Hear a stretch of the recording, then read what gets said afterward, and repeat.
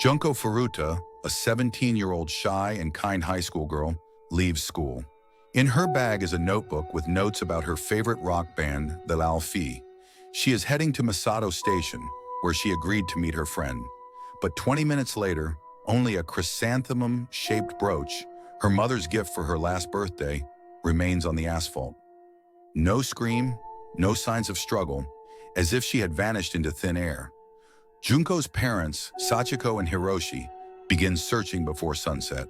They walk through every alley, knock on neighbors' doors, but the police only shrug. Teenagers often run away.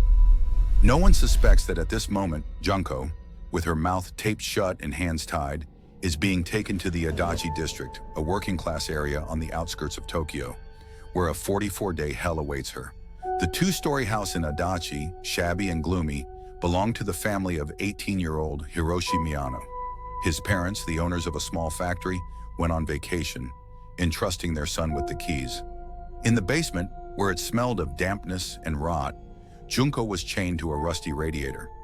Junko was forced to call her parents and say that she had left home voluntarily, supposedly because of family problems. She was threatened that her family would be killed if she tried to escape or tell the truth. The first days were a series of blows, kicks, and humiliation. The teenagers, Miyano, Joe Ogura, Yasushi Watanabe, and Shinji Minato, drank, smoked, and tormented her like a living target. They raped her, beat her with baseball bats and metal rods, dropped dumbbells on her stomach, and put out cigarettes on her skin. But Junko did not give up. At night, when the tormentors fell asleep, she tried to bite through the ropes with her teeth.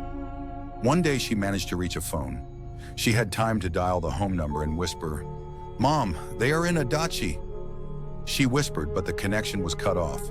Watanabe, hearing the noise, ran into the room and hit her on the head with the receiver. Soon, the kidnapper's friends joined the torture. In total, dozens of people participated in the abuse. None of them tried to help Junko. The silence and indifference of those around her became part of this tragedy. Junko's parents had already put up hundreds of flyers. Sachiko, her eyes red from crying, came to the police with a photo of her daughter. She couldn't have run away. Check the houses in Adachi. But the duty officer said, "We'll check tomorrow." In the morning, the police knocked on Miyano's door. Hiroshi, opening it with a cigarette in his mouth, calmly said, "There's no one here." The investigators left without even looking into the basement, where Junko was trembling. At a certain point, Furuta's wounds became so painful that she could no longer walk and move by slowly crawling. She repeatedly begged the criminals to kill her to end her suffering. On the 44th day of violence, using a loss in mahjong as an excuse, Furuta was beaten with a barbell shaft, doused with lighter fluid, and set on fire. From the burns she received, the girl died. The criminals took her body to an abandoned construction site and placed it in a metal drum.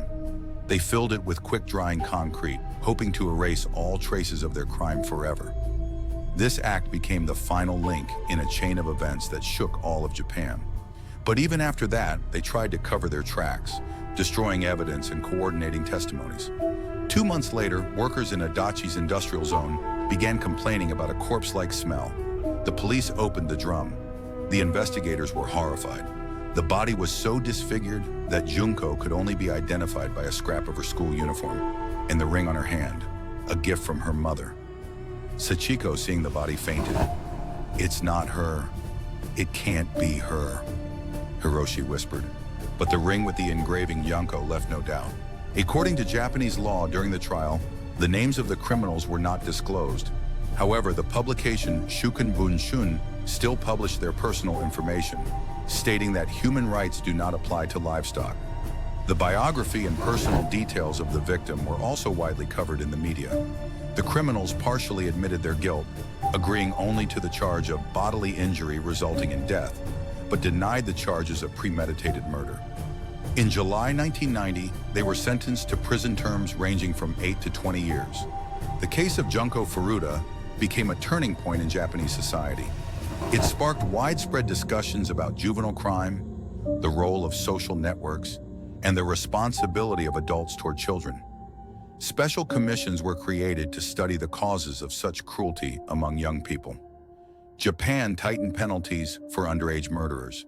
Anonymity was lifted for particularly serious crimes. Interestingly, some of the participants in the crime tried to return to normal life after their release. They changed their names and places of residence. In 2023, the exhibition Voices of Silence opened in Tokyo. Among the exhibits were Junko's brooch and a broken video camera from Miyano's house. Junko's story is not the past. It is a mirror that is terrifying to look into. But it is this mirror that reminds us, silence kills. If you liked the video, don't forget to leave a like and subscribe.